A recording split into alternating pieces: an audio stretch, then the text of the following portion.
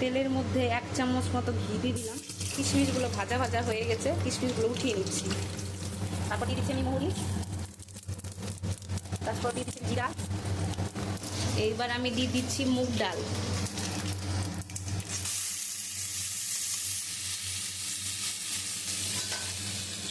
এবার মুগ ডালটাকে আমি ভালো করে ভেজে নেব।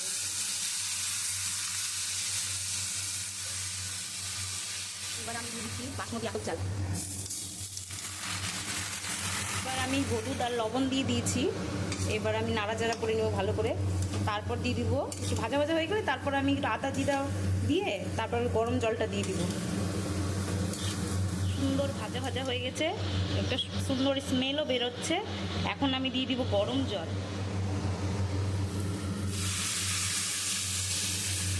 জলটা একবারেই খুব একটা বেশি দিয়ে দিব না, কারণ নাছাড়া ভুনি খিচুড়ি হবে না, সেই জন্য জলটা একটু মাপ মতো দিতে হবে। ভুনি খিচুড়ি প্রায় হয়ে এসছে, এখন আমি কিশমিশটা দিয়ে দিচ্ছি আর সামান্য একটু চিনি দিয়ে দিচ্ছি।